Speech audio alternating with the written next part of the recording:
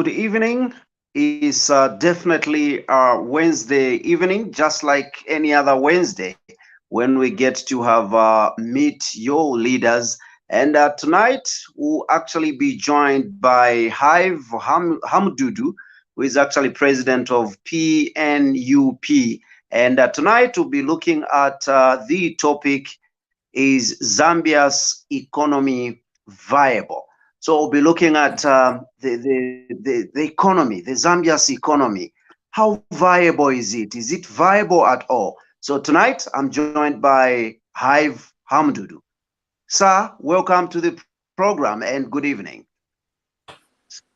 Thank you, Chaza, for inviting me. All right, you're most welcome. Definitely. Tonight, I am your host. I go by the name Chaza, and my co-host is Lance Sani Banda. Lance, good evening. How are you doing?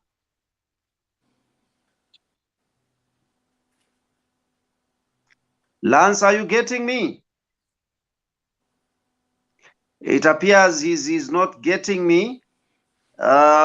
We shall definitely get to proceed with the program. I must believe that he's having some connectivity problem there, but I hope he shall succeed to join us right here. Okay, sir, Mr. Hive Hamdudu, also, I had lost you for some seconds. Would like to begin from the top, getting to familiarize with who Hive Hamdudu is. Briefly, tell us who is Hive Hamdudu. Chaza, briefly, Highvie Hamududu, like yourself, I'm a Zambian, born in Monze, educated in Monze through primary to secondary, and did my degree in economics at University of Zambia, and then worked in Zambia and in the cooperative movement as a young graduate. Worked in the bank, worked at cabinet office, and worked in Namibia where I taught economics for 9 years, and then came to parliament. I was in parliament for 10 years, and now president of a political party, in brief. All right, I would take you back a little bit so that we can get to have a bit more in-depth, especially as regards your education background. You have talked about, the university and working. What exactly have you done? What is your profession, sir? Well, basically, I'm an economist. Mm-hmm. Yeah, I'm an economist, and before joining politics, my work was in the economic field. So I worked as my first job, of course, was at the cabinet office when I finished university. I was a manpower information officer, and then went into the quasi-government institution that time in the early 1990s. I worked for Zambia Cooperative Federation as a district operations officer, providing loan services to the farmers. I was in charge of Livingstone and then Choma. From there, I came to the bank. I worked in Commerce Bank as an assistant manager dealing with loans and advances. And from there, I opted to go and teach economics in Namibia, for 9 years. And then I came to run for parliament, and I was in parliament for 10 years. And while in parliament, we did a lot of things. I was the longest serving chair of the budget committee, and I was also a member of a continental organization that provides advocates on population and development and issues of young people. And I was an executive member of the African Parliamentary Forum on Population and Development. Besides, of course, politics is not a full-time job, by the way. It's a pastime. It's a civic duty. Mm-hmm. Then I do something, I run business, I run Highview Enterprises, which is in real estates, and I do farming like any other village boy. And that's it. Brilliant. And really, I rarely take, the forefront to do introduction of the guest, because I know there might be some aspects that I would leave out. Definitely, your CV is very rich, sir, and it is our honor to host you on the show as we look at the viability of Zambia's economy. So now, before we get to the economic side, I'd like to find out, just like you said, you got into politics around 90s and the like. What really prompted you to getting into politics? Well, really, by and large, all of us are in one way or the other political animals. When you go to university, especially us who went to university at the end of the 1980s, I went to university in 1989, and we lived at the university from 1989 to 93. That was a time of political change in our country, and most of the people that were at university that time really became somehow politicians. You get interested in the civic affairs of your country. For me, politics is one of the decent things we can do for our country. It's a feeling to the effect that you want your country to be better. You are troubled by maybe the lack of development that you wish to see for your country, and then you want to provide leadership over and above what you are doing for your living. So, for me, really, politics is a call to service. It's a call to service for your country, and to see how you can contribute to provide leadership to improve the welfare of your country. So it's a feeling, it's a burden for one's country. All right. Mr. Hamududu, I would like to find out now from you, as a well-vested economist and very well experienced, what are the economic factors or indicators should we look at to ascertain the viability of an economy? Well, I think there are many aspects we can, look at our economy. When you talk about viability, Zambia's economy has been viable all the years. Viability means that has the country got potential to be something bigger? So I think viability has never been an issue. And, from its founding, Zambia has been a very viable country because it's got the resources, whether you talk about land, fresh water, its people, good people, peaceful people, the minerals, 8 neighbors around here. So Zambia, whichever side you look at it, whether you look at agriculture, mining, tourism, trade, and all these sectors of the economy, Zambia is a viable country. Because viability basically is a nature of the economy. The issue we can discuss really is basically the aspect of development. So the issue that requires attention is the level of development of our country, not the viability. Viable we are.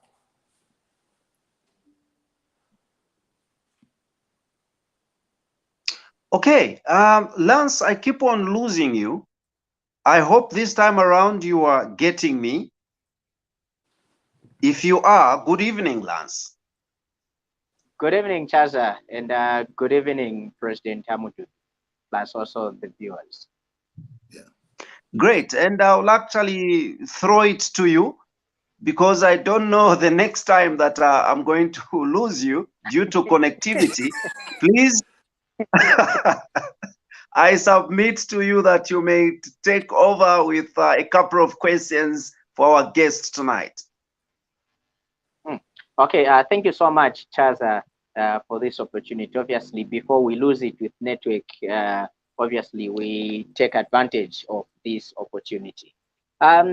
President Hamududu, of course, from your background, you are a well-known economist that has done massively great for this country and also for people that have gone under your lectureship, as we know that you have lectured at some point in terms of economics. When we look at the economic structure or economic situation of Zambia from the time that we got independence up to where we are, what do you think is the problem that Zambia continues being in this economical quagmire, and it continues being a developing nation 55 years after independence? What is wrong with our economy? Perfect. So just in recapping from the question that was raised by Chaza, viability, we're viable because viability simply means potential. Is Zambia's economy having the potential to grow? Yes, and therefore the economy is viable. However, we have development challenges. The level of development, Lance, is not in tandem with the inherent viability or potential of the country. Today, we face high poverty levels, high unemployment levels, high inequality levels, meaning the quality of life of our people is very poor, is quite low. The problem we have had from independence has been a problem of a policy choice crisis. You know, if you look around our neighbors, whether it's Botswana, Namibia, South Africa, or Mauritius, and so on. Of course, Mauritius is a bit far. I'm saying Mauritius was one of the well-run economies. Those countries have applied the right policies to turn potential into the quality of lives of their people. So this country has had an issue of policy crisis, which emanates from a leadership that lacks policy clarity. It is the policies, it's the right policies that make a country better. I can give you an example within the region here. In the 1960s, Zambia was far ahead of most of these countries. In fact, in terms of human development, Zambia was the second in Africa after Tunisia. Quality of life. Botswana, across here, was one of the poorest countries in terms of human development. Within a space of 30 years, the tables turned. Botswana's quality of life went above Zambia. What was the problem? Policy choices. The Botswana chose policies that responded to growth, policies that bring growth, policies that bring advancement. So they ran their economies right, with the right policies. And you have seen in our own lifetime, Botswana becoming a country that is so attractive, a country that is an envy within the region, a country that has so much money in the sovereign wealth fund. Botswana has over $6 billion, in the sovereign wealth fund. Zambia is talking of having huge debts. But when you compare between Botswana and Zambia, Zambia is more viable than Botswana, resource-wise. Our land, our fresh water, our mineral potential. We don't only have copper, we have gold, we have emeralds. So when you look at the totality of the minerals, our minerals are more than Botswana. Yes, Botswana can have diamonds, but we have emeralds and other precious minerals. And we have copper, we have cobalt, we have, now gold. But our policies to turn that potential, the mineral resource, into value has been very poor. And the counter regime, the UNIP regime, took over, running of the mines. And by taking over the running of the mines, we dried up enterprise and investment in those mines. And our copper production began to go down. And therefore, our beneficiation from copper did not add sustainable value for the development of the country. By the 1990s, the copper production had dropped from 500,000 tons in the 1970s to basically about 200,000 tons. When the next government, MMD, came into office, they went to the other extreme. They sold out the ownership of the mines. And therefore, the mining in this country, while there is growth, is benefiting the owners than the country. So we are not striking the right balance. What did Botswana do, for example, for them to post such an economic miracle in our own lifetime? Botswana, when they discovered their diamonds, and that was a black government because Botswana became independent in 1966, they began mining diamonds in 1969 to 70. They struck a win-win investment arrangement between an investor and themselves. So De Beers, South Africa, came in and partnered with the Botswana government to form De Botswana on a 50-50 joint venture. And therefore, Botswana has benefited not only from the taxes from mining diamonds, but from the dividends, because they are co-owners of the diamond mining.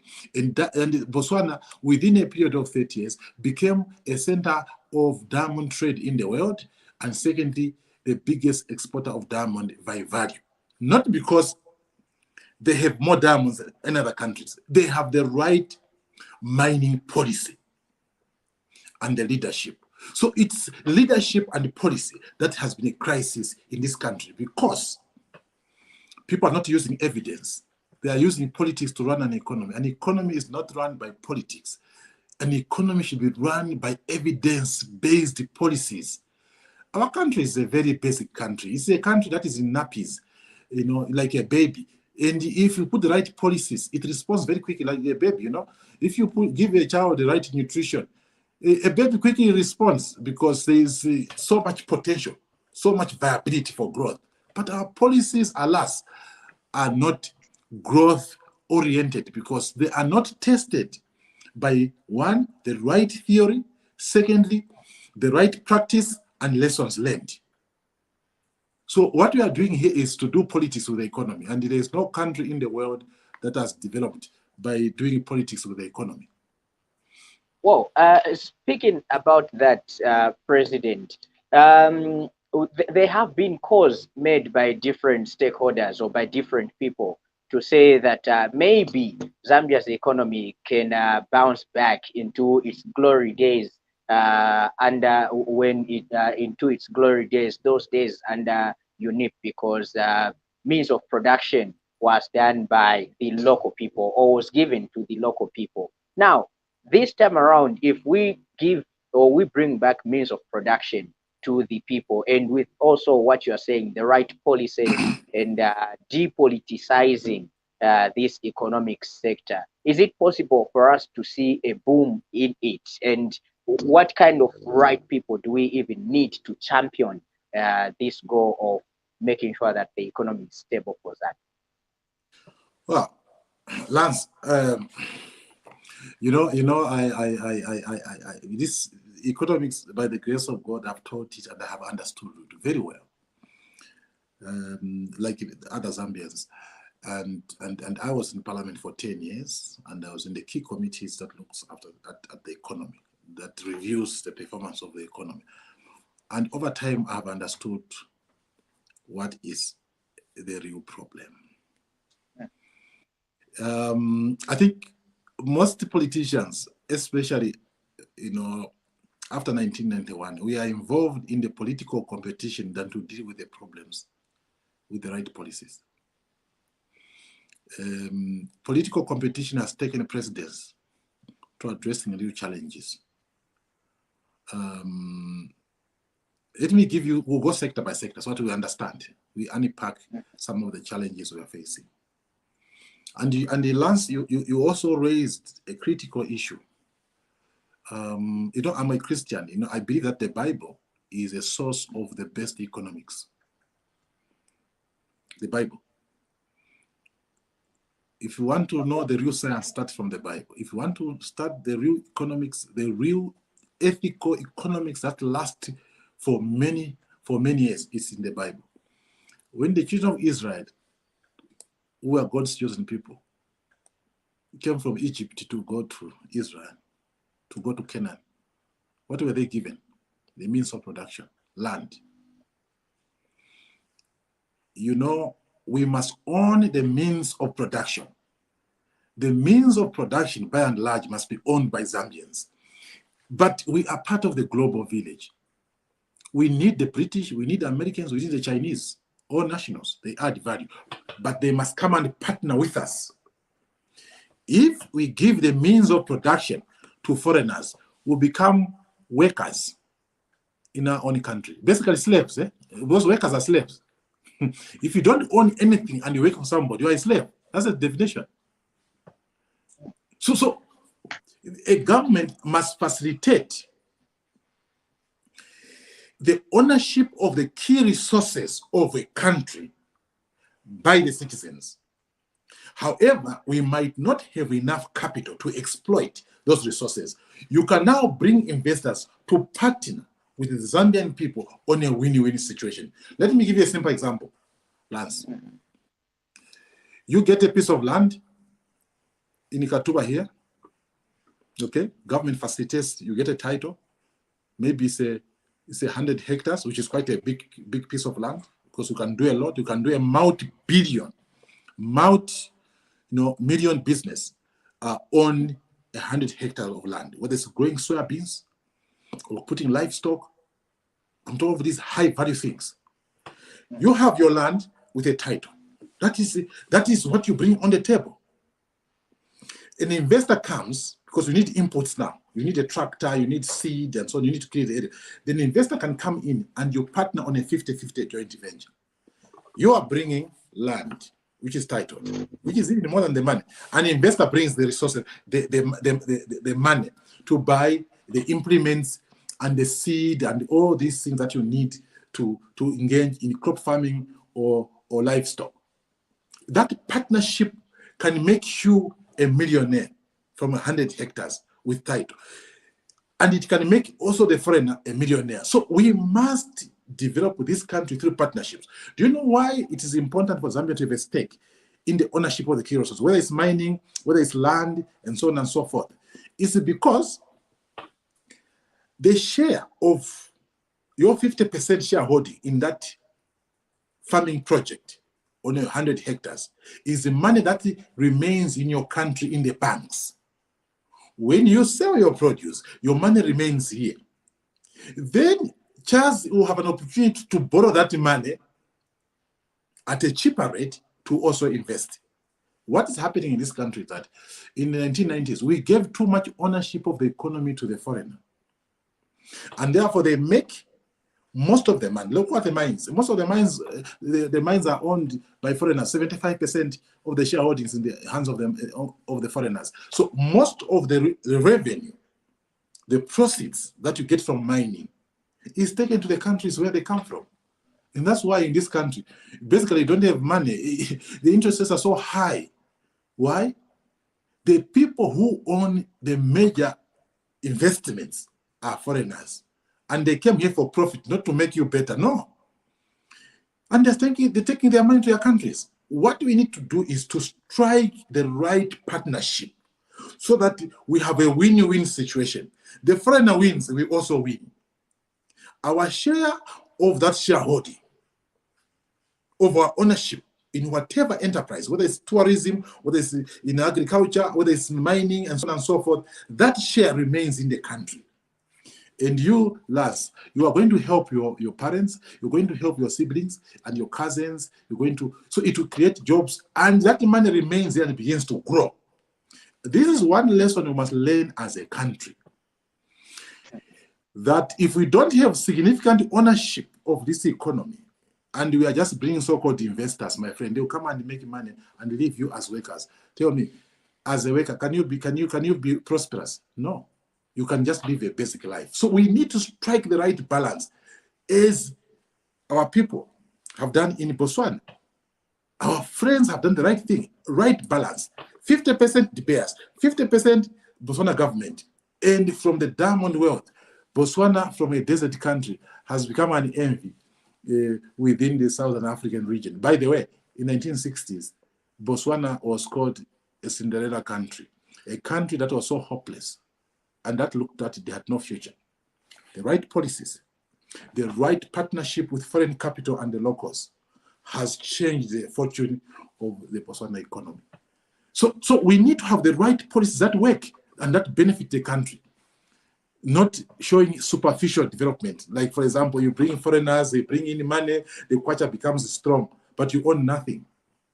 The kwacha must be strong, yes. We need lower inflation, but we need to own the economy. That is even more important.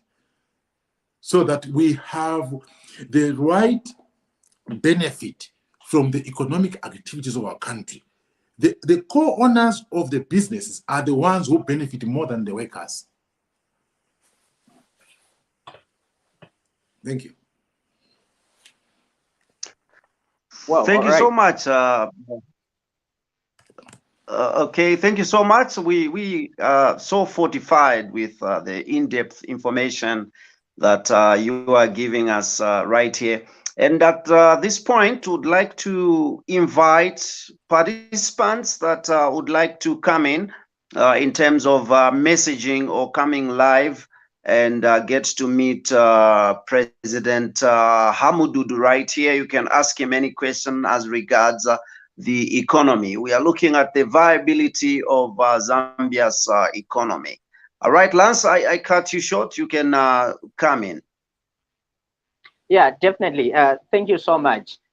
President Hamududu, in your answer, you have raised something that has been a debate for over 2 weeks. I know I will be pulling your leg because it should be last week you said for now you are giving the new dawn at least a year to work, and then after that, if nothing, you come back and obviously get to offer checks and balances. But this is not really talking about the new dawn, but let's make people understand what this animal called inflation rate is. We have seen the inflation rate dropping from 24% to 10.2%, but prices of commodities are still high. It seems to have no impact at all on a poor citizen out there. What is the correlation between this inflation rate dropping and prices of commodities and goods, and maybe eventually the economy booming? Wow, thank you very much. Let me first start by the issue raised earlier that I said, you know, and I think also the journalist who wrote that story was being mischievous because we were just chatting and he made it a story. And I told him, listen, I don't give stories like that. Anyway, it is up there. Here is the issue. When you have a new government, my attitude, not just for UPND and even PF and so on, MMD, when there's a new government in office, you need to give them time to settle, put their policies, and then so that you don't look like you are not happy. Tell me, there'll be governments in and out. There was PF, it went, it came, 10 years it went, there's UPND now, at one point it will go. In our own lifetime, it's not a brainer. But we must give our friends time to settle than to be disruptive. So there is always a window. In America, they call it the 100 days window, that you give them 100 days to settle down. And it's very difficult even to challenge some policies before you see its effect. You understand? So I am an economist and a statistician. There's what we call a trend. If a new government does something the first time and repeats, but it's in the wrong direction, you can now say, no, I think you're going in the wrong way.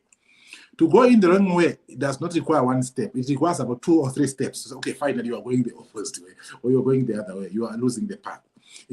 So that story was to the effect that when your friend, doesn't matter whether it's UPND, whether it's you know, our party or whichever party is in power, give them time to settle. so that they can put their policy arrangements, than to start, criticizing them even for their policy from day one, because they won based on that policy. So, and 1 year is coming to an end, next month, isn't it? Basically in August. Then you will have known their track record, whether they are taking our country to the next level, or we are stagnating, or we are going backwards.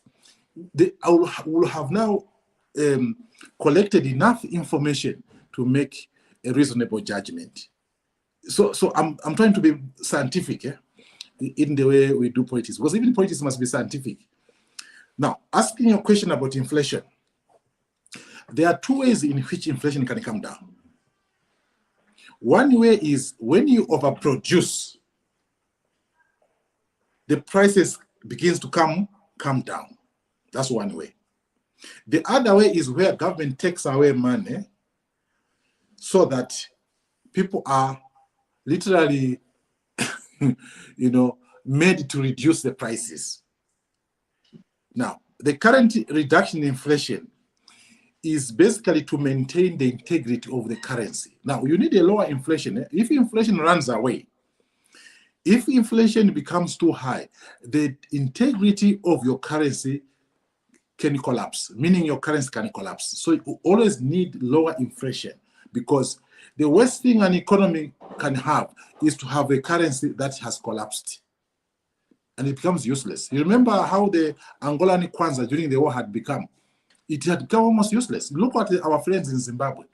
It's because the money supply was well above the country's production. So through the monetary policy run by the central bank, when the production is low, they reduce the liquidity in the economy so that the currency does not collapse. So the current reduction in inflation is a painful one, because it does not show that things have improved. No. Basically, they have reduced liquidity in the economy to maintain the integrity of the currency, to prevent a bigger problem. So what we are going through now is like a surgery, which is very painful. So the current reduction in inflation is not a pleasant one, but it's a necessary evil because it protects the integrity of our currency. If inflation goes to 50, 100% and so on, our currency can collapse. And then there will be many problems. Look at our friends in Zimbabwe. The economy is failing to recover. Why? They allowed inflation to destroy the currency. One of the reasons. So I agree with you, Lance, that the current, so government is not explaining properly. What they have done is to reduce the liquidity in the economy so that you can't increase your prices because you have no buyer.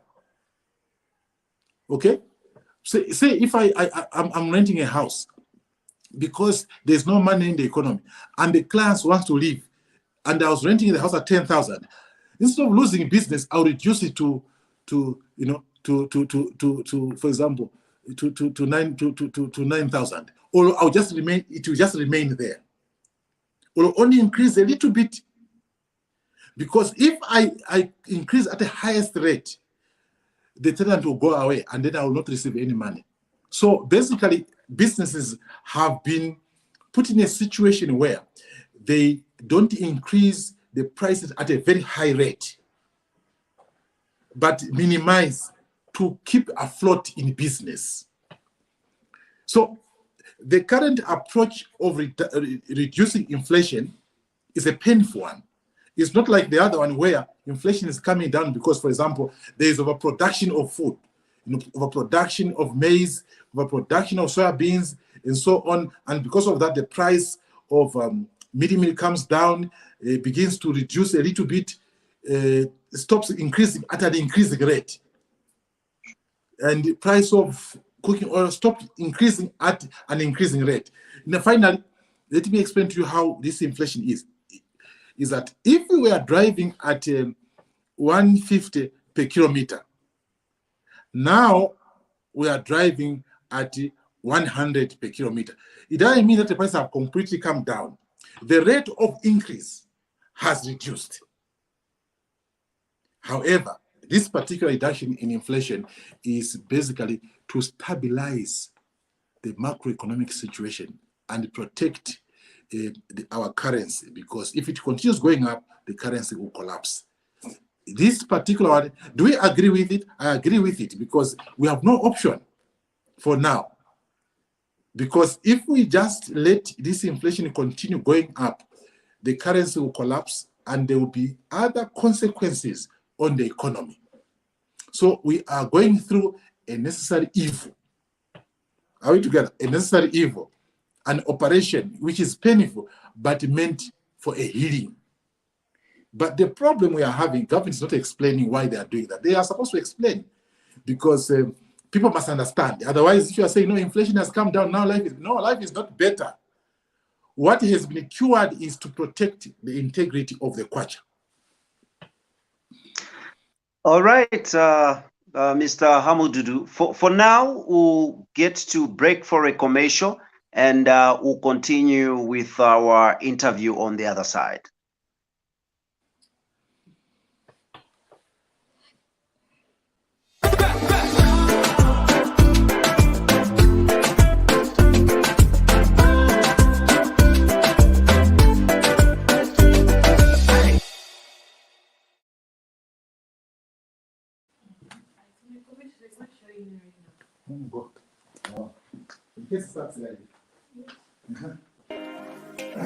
Ubuntu means humbleness. Ubuntu means humility. Ubuntu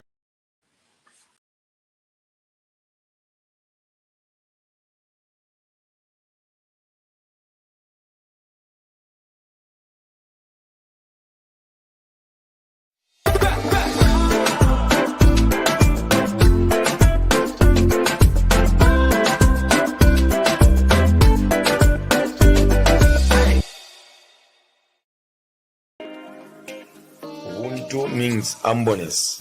Ubuntu means humility. Ubuntu means love.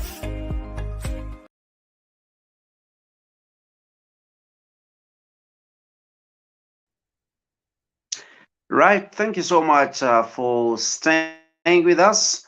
We are right here on our Ubuntu channel on the program called Meet Your Leaders. And tonight we are hosting President Hamududu, and we are looking at how viable the Zambia's economy is. Lance, we are right here, and I can see that connectivity has thrown away our guest.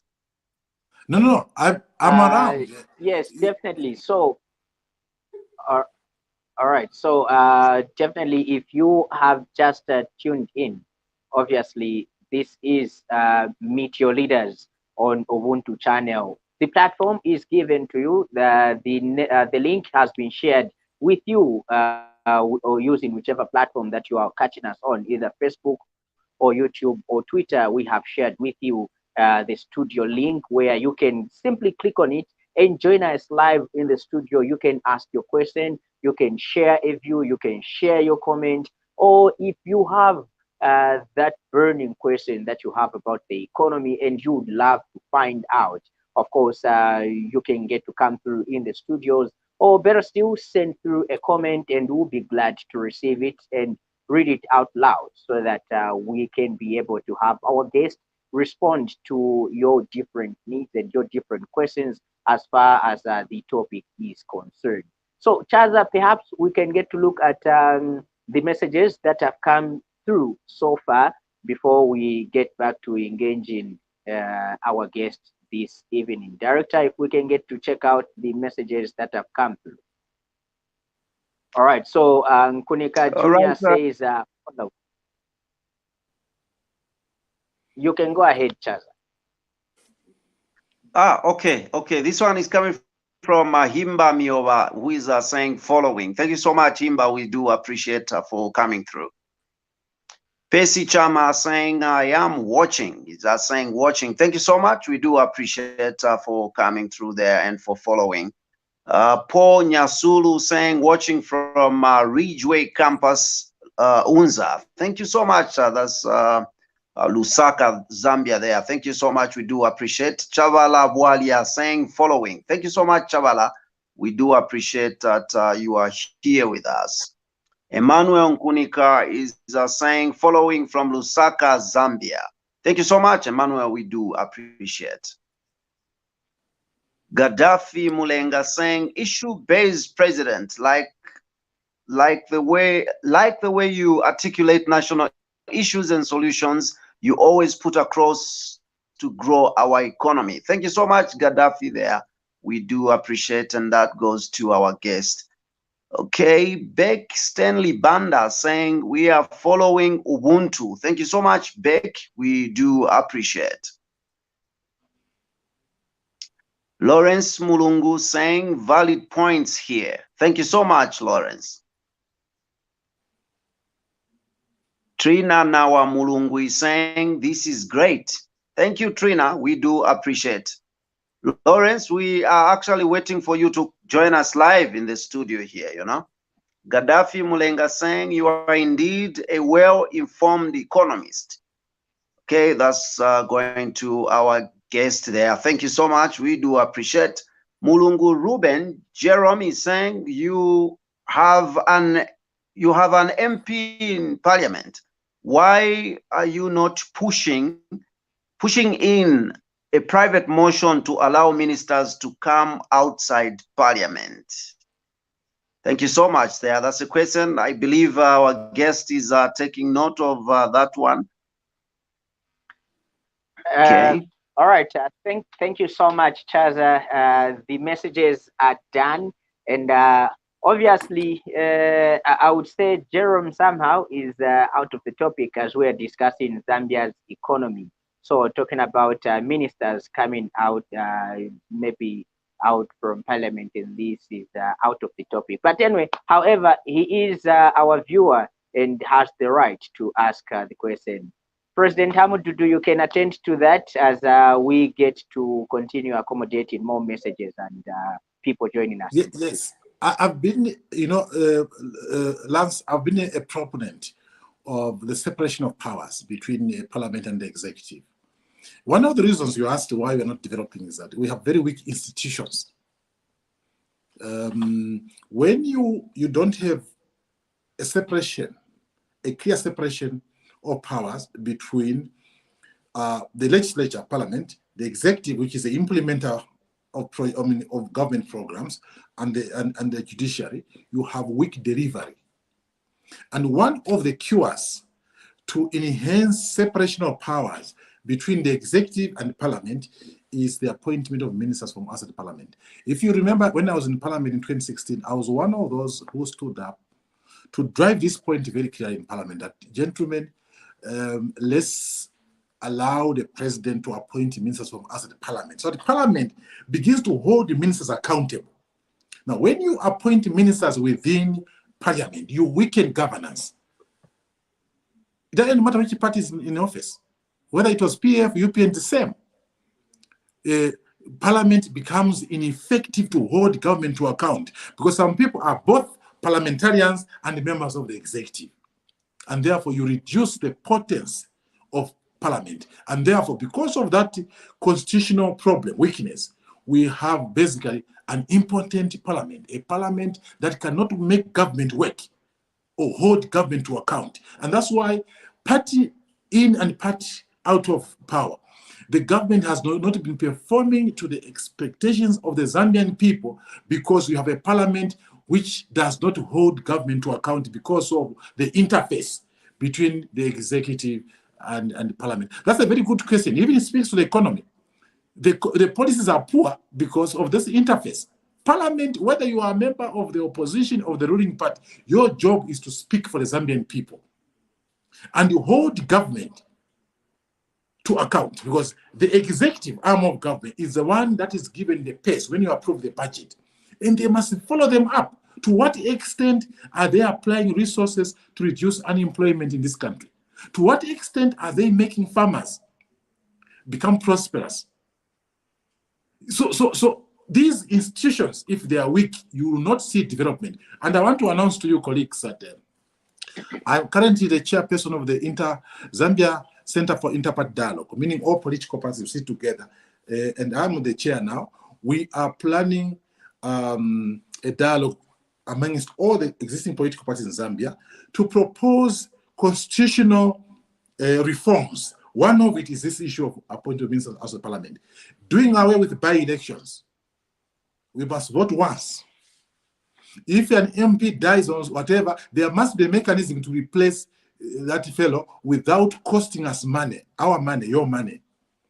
So we will do all these constitutional reforms to improve the governance of this country. And look forward to this. By August or somewhere there, we'll be having those, and then after we'll submit to government so that when they will do their constitutional roadmap, we political stakeholders will have garnered consensus for key constitutional reforms that will improve the governance of our country. That includes economic progress and the development of our country. Thank you so much, President Hamududu. Sorry, Chaza, you had something? Oh, yes, indeed. Just a follow-up question as regards what he's from talking about. He's tackled, you know, a little bit on some reforms, constitutional reforms that are in contemplation. And one of the problems that we've had as an economy, he actually alluded to policy choice crisis. So I'd like to find out from you, Mr. Hamududu, what are some of the policy reforms would you actually propose that would need to be tackled for us to actually see the thriving of the economy? Oh, perfect. Oh, perfect. Chaza, what is your? Are you an economist? You speak like an economist. You know? Let me go sector. Let me answer this question by applying our economic framework to a particular sector. Say agriculture. Why agriculture? Agriculture, you know, employs the biggest majority of our Zambian people. The majority of our Zambian people. Agriculture houses about 70% of our population, meaning 70% of our people are involved in agriculture. And if you want to deal with poverty quickly, you want to deal with unemployment, you invest more where the majority are occupied, and which is agriculture. What are the key pillars which I can suggest to transform agriculture? Number one, land titling. You cannot develop agriculture in informal land, in our villages, you know, lands and the Chaza. You cannot continue to have land which has no papers that are legally binding. Start with land titling so that the land becomes a legal property, a property that you own legally. That is a game changer. Once our people are helped through government, because that's why we pay taxes, it's the job of government to ensure that our people own the key resource legally. So land titling is a precursor to the other steps. Once you have land which is titled, you can now leverage that to get financing. You cannot have viable financing in this country for agriculture if land is informal. And therefore, if it's informal, it's not collateral for borrowing.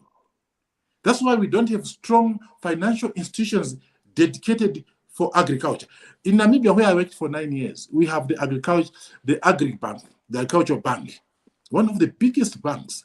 A young man like you, Chaza or Lance, you find a farm being sold with no title. Through the Agribank, they can give you a loan and immediately become a commercial farmer.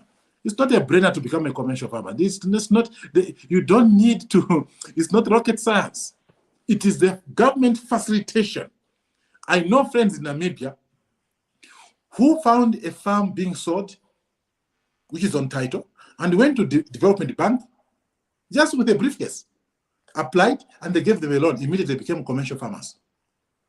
Given money to buy the farm and the startup capital. So land titling. Then financing, we need to bring back Lima Bank or an agricultural financing bank. Why? The current banks do not finance agriculture because their interests are too high. You can't borrow money to go and grow maize or keep livestock.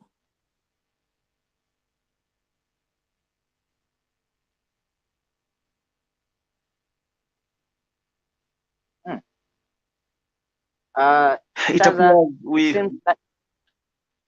it appears we have lost our guest there due to obviously internet connections. Seems to be back. Yes, indeed. Mr. Hamududu would like to take you a little bit backwards as you were explaining, because we lost you due to connectivity. So we'll take you from the point where you were explaining that we need to have Lima Bank back, or any bank that is actually supporting agriculture.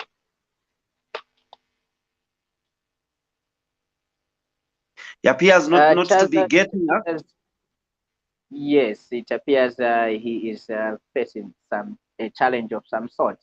But however, would love to make assurance to our viewer that is watching out there to say that you can continue following this program, or you can continue sending through your messages, your questions, your comments, as we are working on terms to see that our guest is back in line or online and get to respond to those questions or comments that are coming through. So keep on commenting, and like we've mentioned, we have shared with you the link on our social media platforms where we are broadcasting from. We have shared the link. Make sure that you come through in the studio and share your sentiments, share your comments, ask your question, and of course, our guest will be here to answer you. But please remember to stick to what we are discussing. We are discussing Zambia's viability, Zambia's economy. Is it viable, or is it possible for our economy to boom? Let's talk in those areas. Please, let's not derail going into other things or other topics, but let's stick to what we have discussed, or to what we are discussing on the program. Chaza. Okay, yeah, let me see what we have here. Do we have anyone who is joining us? I don't know, our director there, do we have any message or something? And I don't know if there's communication with our guest there, just to ask him probably. Okay, yeah, I've seen he has left to rejoin. Okay, Chibonta Jule is appreciating by means of a simile that is saying big up or something like that. Thank you so much. We do appreciate there. Isabel Namwanza saying, watching you from Bwengwa. Ishmael. I hope I've Ishmael. Oh, it's Ishmael. I said Isabel, my bad. Thank you so much there, Ishmael. We do appreciate. Lawrence Mulungu saying Parliament seems to be a political battlefield where members take instructions from secretariats of their parties. How can we depoliticize that institution? Thank you so much, Lawrence. We do appreciate, and I hope if our guest comes back, we'll be able to repeat that one, because that one goes direct to Mr. Hamududu there. Okay, Beck Stanley Banda saying, President Hamududu, why is it that when a new government comes into power, they neglect the change of laws and policies that make it difficult for institutions of governance?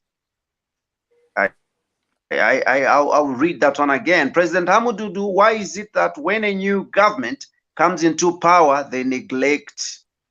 Okay, it has gone. My producer there has actually let it go. Okay, unfortunately it's back. Why is it that when a new government comes into power? Okay, great. Thank you so much. Thank you so much. Yeah, I think there's just something wrong about Africans with power. It seems we Africans, power is too sweet. It's too sweet, you know. You know, in 1991, remember when we removed UNIP, our contestation was the constitution. The moment MMD came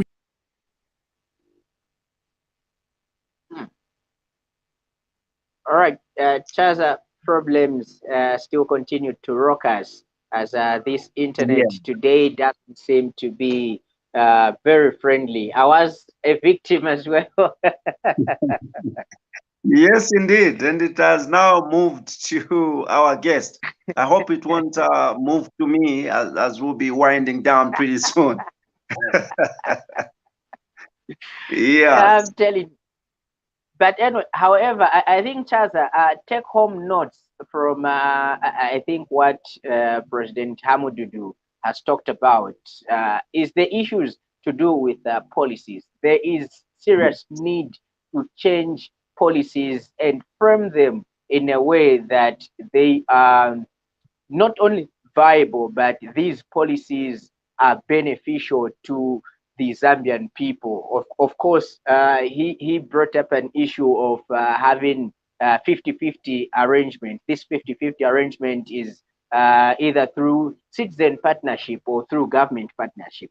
Because Chaza, if you own land as a Zambian and an investor comes through to your land, instead of you selling the land, you push for that 50-50 kind of a deal, then it does not only enrich you, Chaza, it enriches the country, because definitely you will be paying tax, okay? You will be paying tax, and whatever business that you will start from that money will obviously bring in again the issue of paying sustainable tax and everything. Good to have you back, President Hamududu. Welcome.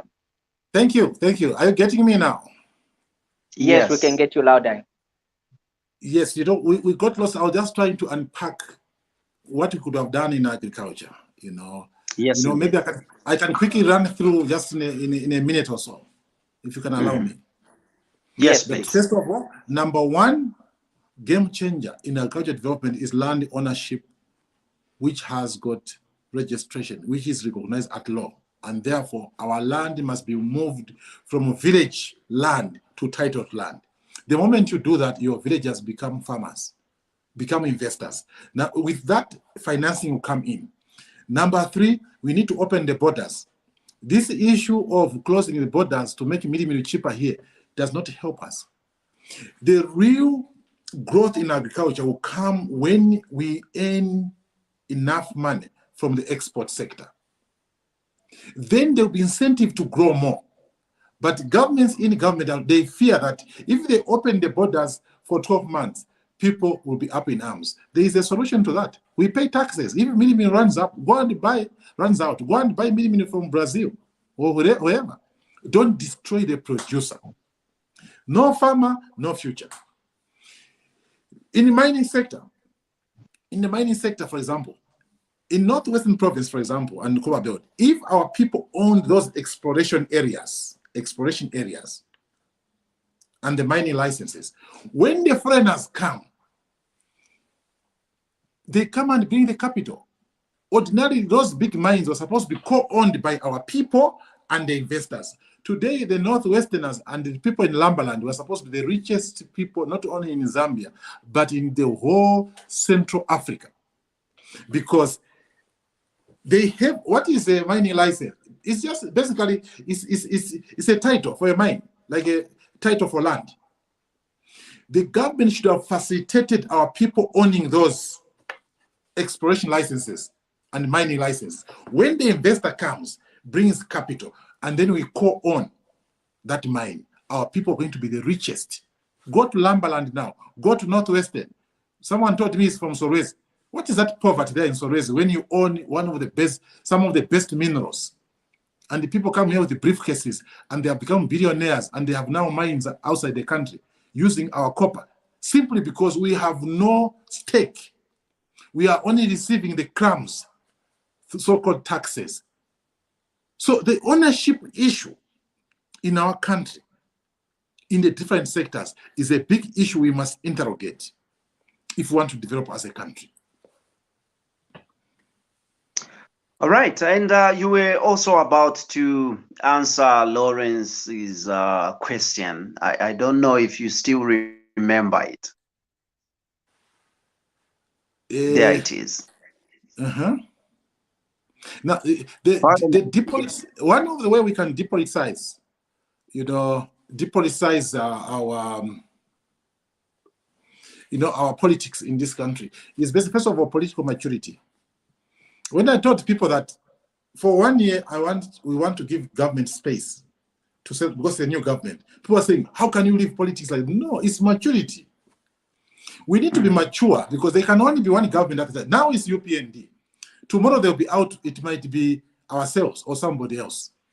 So just like UPND, when they were in opposition, they were supposed to respect the PF. Now, so if we, like now you have seen the antagonism between, just open social media, how UPND and PF, they are fighting. They are fighting as if the election has not ended. The people have already decided, PF out, UPND in. But up to now, they are still fighting, insulting each other as if it's their country. Come on, it's not your country. Stop it. Stop it. It's not your country. So they are fighting. You open your phone. Insults. Elections are over. PF out, UPND in. Start working. And the PF, now you are in opposition. So you can't develop with this kind of toxic politics. That's how it was also before UPND. MMD and the PF, they were fighting like children. And therefore, we continue to behave like children. And you cannot develop if you continue fighting like children. And I want to tell you, colleagues in the diaspora, the elections are over. Let's talk about how we can take the country to the next level. Let's talk about how we can make CDF work. Let's talk about how we can make the mining sector work by benefiting us. Let's talk about how we can grow agriculture in real terms. That's when we can change our country. Don't worry about who will be president. Even if all politicians who are now die, all of us will die, they will even be better politicians. So we must not think that we are the only ones. Let us talk about the economy. Let's talk about employment. Look at the youths now. They are being wasted. Yet the country has so much to do. But government must begin to facilitate youths owning businesses, whether it's in agriculture or in mining, accessing capital. These are the issues we must be debating. We will start the politics in 2026, not now. Now is about discussing how we can take the country to the next level, sharing ideas between those in the government and we who are outside. That's how you develop a country. That's definitely a great idea, and we do love that perspective. I can see we have somebody who has joined us, Wellens Mioba. Good evening.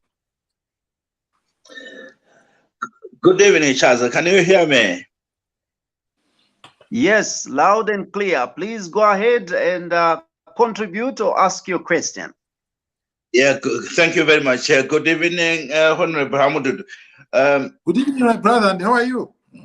I'm very fine, thank you. Nice to meet you, nice to see you there.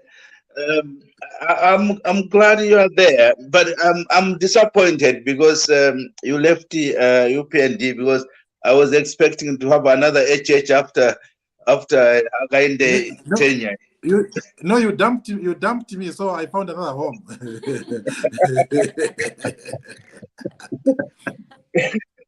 Yeah, no, I didn't want to die in the bush, so I found another home so that I continue. Well, hopefully we'll have you on the opposition. I want to find out about what the opposition really. You have a member of parliament, I suppose. Yes. No, by God's grace, we got a member of parliament. Yeah. Hopefully you will be increasing in the future. I want to find out how you are actually supporting the the goodwill of the government. I know you are doing checks and balances, but on a weaker side because they have just started. And as you said, after 1 year, definitely you will be full swing, having checks and balancing. But I just wanted to find out how you are really helping the government to fight corruption, because if corruption also severes the economy, and then the inflation also, like we have seen, 35 million, which was supposed to be FTJ, university, also went somewhere else and is lost. So all that money, if it was invested, definitely it will have created a lot of employment, and people will be paying taxes and all that. So how is opposition helping with corruption, and how do you view the judiciary to also on corruption fight? And on top of that, I want to find out about the CDF, which is really great, because is it accessible for a lot of people, especially in rural areas? Are they able to make the applications clear to get their cooperatives in the screen? Thank you. No, thank you, sir, for those good questions. Let me start with CDF. CDF began in around 1995. I'm happy the people that put up a motion to bring CDF, like Honorable Newton Ngoni, the former MP from Pika or somewhere, or Kanchibi, I think. Honorable Ernest Mwansa, former MP in Wapula there, and I think former MP Shumina. For Mangango in Kaoma. So the MPs were facing a challenge in their constituencies. There were so much demands on the MPs. And therefore, Parliament thought of approving a budget to create some little money for self-help. Where if you're an MP in your area, sir, Mr. Mio, and then maybe a classroom block has the roof blown off. Since the government has long procedures, you can quickly go to the council and get CDF to repair that before the mainstream government comes in. But over time, this figure has been growing a bit now, and thanks to the UPND, they have increased it tremendously. And now it has moved from a self-help fund to a development fund. Here is the problem. They were supposed to put capacity before the money is released, and the money should have increased gradually. If you increase something too soon or with a huge margin, you create what you call a shock.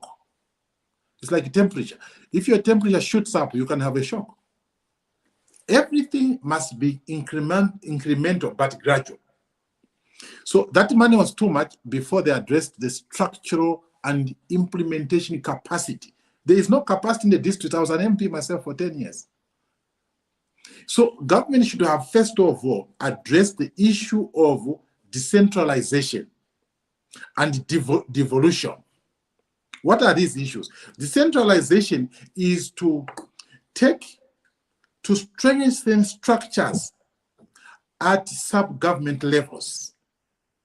The province, the district, up to the last level. You put structures. Okay? Devolution is to give those structures power to decide.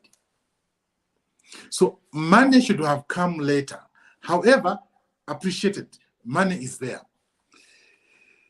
Money alone is not the solution, but the manner in which you are going to disburse that money or use it. It's like you give a child too much money, you can spoil that child. The child must be prepared to handle money. So preparation to handle money must come first before you give the money. So we gave the baby councils a lot of money, and we raised people's expectations. Here is the problem. In the CDF, which is 25 million, 15 million is supposed to go for infrastructure. 5 million is supposed to go for bursaries. 5 million is supposed to go for empowerment. So 15, 5, 5, 25, right? Infrastructure, there's no problem, because if money is going to put up a clinic, a school, a road, those are called public goods for everybody. The biggest problem, Mr. Mioba, is the issue of bursaries and empowerment. Who is going to get a bursary and not the other one? I think government doesn't think properly. For me, the government should have taken this money direct to schools and increased the grants so that education becomes affordable. There is a crisis here because every Zambian wants the child to go on a bursary. It's not possible. It's not possible. So government should have taken this money and given grants to schools to make education cheaper. It was even wrong to remove PTA fees. PTA fees should have been made affordable, very low. Even if it's 50 kwacha per term, that's okay. Because a parent must remain with a responsibility for education of their child. Since poverty is high, we can reduce that amount. But to remove those fees completely, government has kept a very big burden. Right now, I go to these constituencies. There is a fight whose child must get a bursary. It's very serious.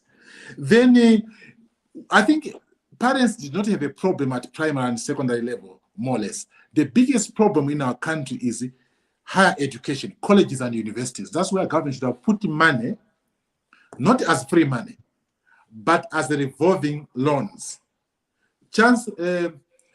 Lands and just you get money, you get your degree. Afterwards, you must pay back. All of us who got so-called free, we are supposed to pay back that money. By not paying back, some of the children failed to go to university. Money does not grow on the trees. That money should have been revolving. What we need is a very strong loan system for higher education. When you finish and you get a job or you run a business, you pay back. So that government continues just to top up. If our government from 1960-something, when they began higher education, had run a loan system which is recoverable for financing higher education, today in this country, in the books of the ministry or in the government system, the biggest fund today was going to be the bursaries fund. It was going to be huge.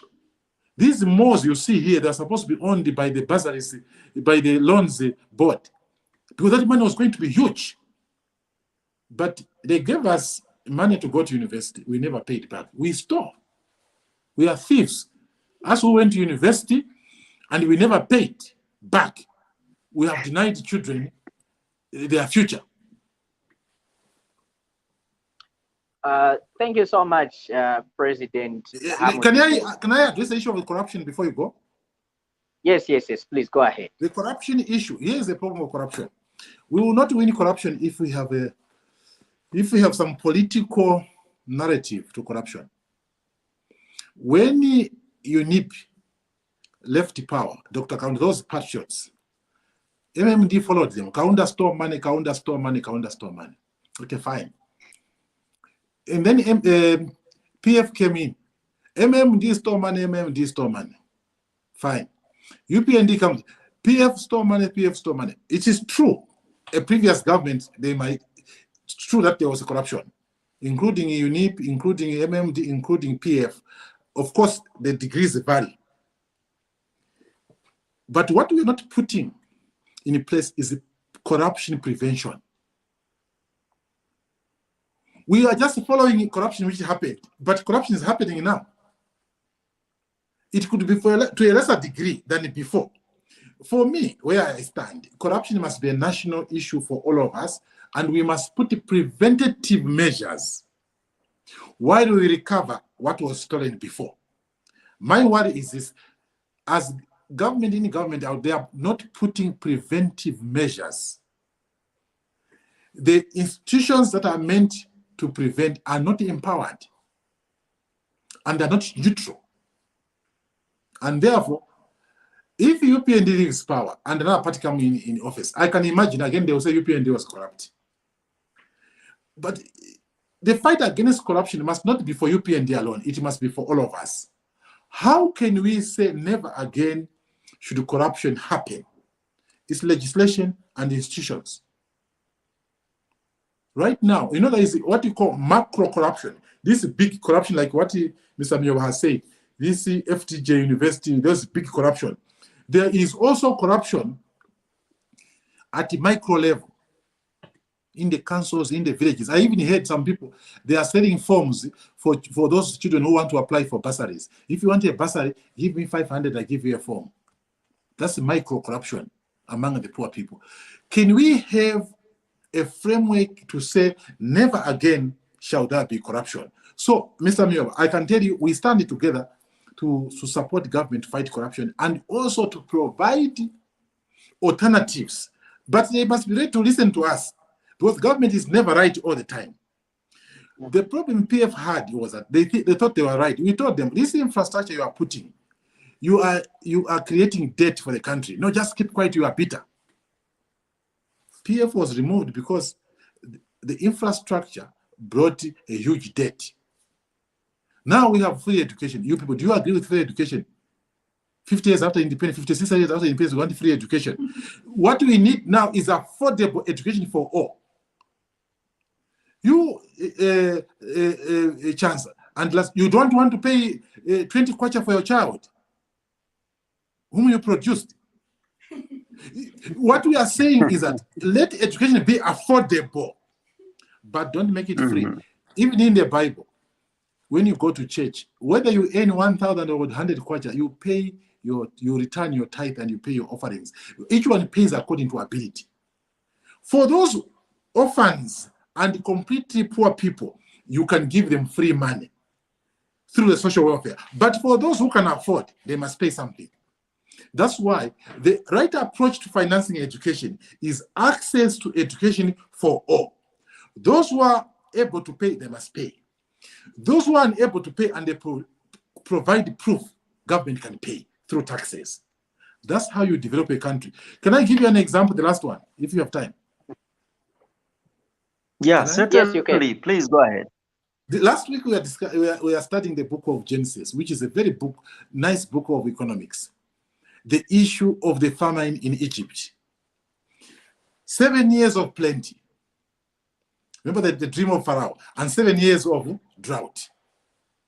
After Joseph interpreted, that is the true economic way of managing resources or a disaster.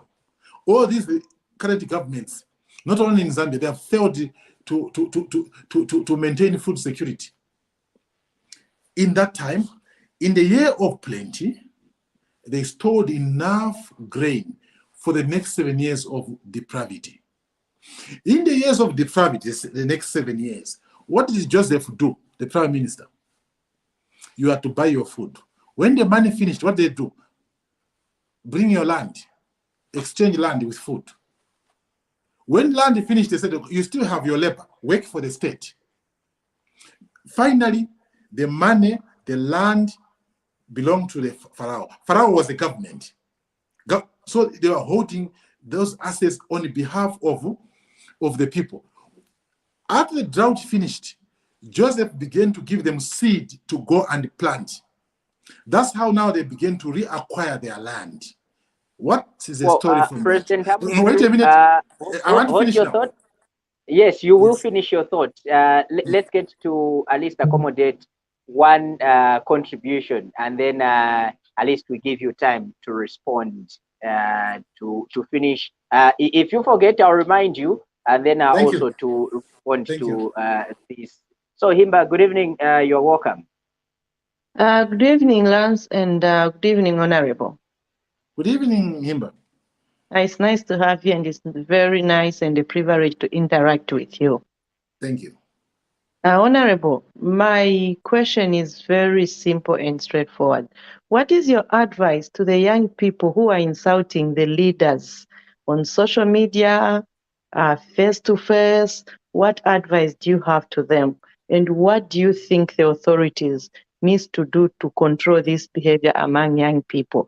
And do you think if young people go at the rate they are going, are we going to have a crop of good leaders in future?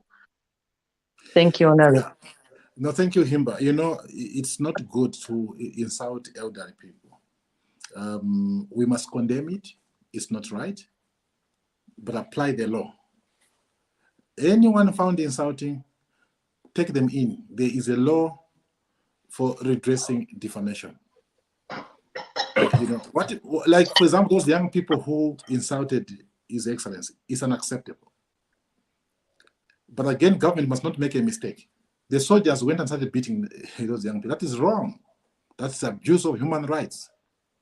Let the police get them and serve a sentence to become a lesson to the others. So let the law enforcers deal with whoever is insulting, because insulting is basically a crime, isn't it? So let the law enforcers If people insult me, the law enforcement agents must do that. But some people are hiding through social media. Some of us have been insulted by people we know. But they hide through social media, through pseudonyms, through funny social media, which we can also do if we want, but we are decent enough. So the whole culture of insults is driven by politicians. And sometimes when we have bad language, that is transmitted to the young people. Young people learn from adults. So Himba, for me now, with these insults that are really going everywhere, let the law enforcers apply the law so that it becomes a lesson. Whoever insults, let the law take its course. So the police must do its work so that they are good examples. And once people know that this is a crime, it's not right to insult people, they will stop. But however, the real solution is a good example from us, the adults. Let us, we can belong to different political parties. We are Zambians. Zambians now have drawn a line. Me, I'm UPND, I'm PF, I'm PNUP. That is unnecessary. First of all, when you see someone who are talking too much, they belong to all political parties. Some were in MMD, now they think they are more UPND. Some were in MMD, they are in PF, they think they are more PF. We know their histories. So let's just stop insulting. We are one another. I came from UPND. Why should I insult UPND when I was also UPND? Why should I insult PF? They are also Zambians. Let's stop that. It must start with exemplary leadership. However, when people are insulting, let the law take its course. President Hamududu, we have even shortened time. We ignored the time that we needed to close because we felt we had a lot of things to actually grasp from you. And we could actually see, how you were elaborating things as an economist. And we feel it has not been enough. We are looking forward to hosting you even some other time right here on this show. We are highly indebted for according us this opportunity to hosting you. And please do not shut that door. We still need you more on this show. Thank you so much. Before you go, President, I had cut you short on interpreting 12 days, years of famine, and that I think, Chaza, let's maybe at least ask for 5 minutes from the producer for him to respond and maybe close with just a few messages. But at least let's, please, President, finish with Joseph's story.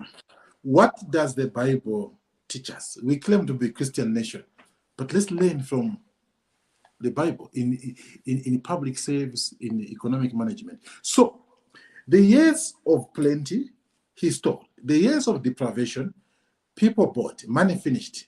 They said, you can exchange with your land. Finally, land was no work, you have your labor. When those years ended, Joseph began to give them seed, and now the weather was okay. They began to plant, and they began to reacquire their land. What is the lesson there? That we must all get involved, but the government must provide the platform for involvement. The icebreaker, the game changer to employment, to reducing poverty is government. Why? We pay taxes to them. Use taxes to make lands, acquire land with a title. Use taxes to facilitate Chaza to get a mining license so that they can partner with a foreigner. The government must play a developmental role. That's what Botswana has done. That's what Mauritius has done. These countries, Botswana, Mauritius, and so on, Singapore, are called developmental states because their governments have played a facilitative role to trigger development. Because on your own, it's difficult to get your title. Government must facilitate. We pay them taxes. They must use that to facilitate development. I want to tell you, colleagues, I'm not boasting, I'm a Christian. If there was a miracle and we formed the government, within 36 months, which is 3 years, we can put the country on the pedestal of economic growth never seen, but driven by the Zambian people. the economy rooted in the Zambian people, in partnership with the foreigners on a win-win situation. This country within a few years can be a paradise because God blessed us with whatever we want: land, fresh water, minerals, 8 neighbors, and so on. But we are doing nothing because our policies are wanting. So I want to tell you, Chaza, I want to thank you, Chaza and the Lance and the Himba. Please use the digital platforms to advance the development of our country. And your platform is welcome. We are available. If there's a way all of us can support you, we are available for that. Let's use technology to advance our country, to improve our country. We must use ICT for the betterment of our people than the insults you see, the jokes you see, the playing around you see. Let's use technology. Our friends in these developed countries, especially in the Far East, in Asia, are using technology to leverage growth. Today, I can run my farm using what we call e-farming. I don't need to be in my village. I just put a gadget there and I can do my livestock, rearing. I can do my crop farming, made possible by ICT. So you guys, you are having a cutting edge tool that can improve the discourse in our country, discourse to improve our country. Please continue. You have our support. Continue to improve, continue to innovate. You are just the next. You are the next. So be real and make it happen. Thank you so much, Mr. Hamududu. We greatly appreciate. We are profoundly humbled and highly indebted for this opportunity you have actually given to us. Lance, we need to conclude and sign out. Definitely. Let's conclude in this manner. We have a few messages that have come in. Let's take at least cognizance of those messages, and then we can say our bye-bye. So Rafik says, watching from 10 miles. Rafik, thank you so much for coming through. Hendrik says, watching from Chilanga. You have very good points, sir, especially on youth unemployment and politicking. We are busy politicking while companies are bringing in the so-called expatriates to work as shopkeepers. Thank you so much, Hendricks, for that message. Lawrence continues to say the revolving fund is no longer viable. Many students are due to pay back, but no jobs around. All right. Thank you so much, our director, for the messages that have come through. And thank you so much to everybody that managed to come through. You want to respond, President? Well, okay, let me give you that question cannot go unanswered. I hear from my colleague who said the revolving fund can't work. It can work. It has a condition. You only pay back if you get a job. You have a business. If government does not provide an environment for jobs and you don't get a job, you don't need to pay. For those who have jobs, they pay back.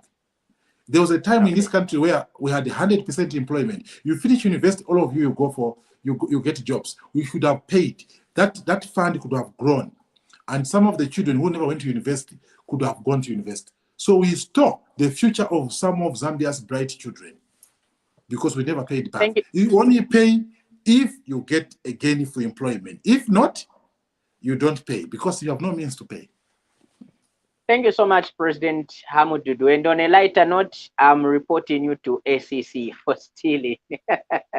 Yes, all those who went to university and they never paid back, and they are working, they must pay back. In fact, now we'll start a campaign that we pay back. And for me, I'm ready. Let the university send a bill to me. Thank you so much. Chaza, please run us through the closing remarks.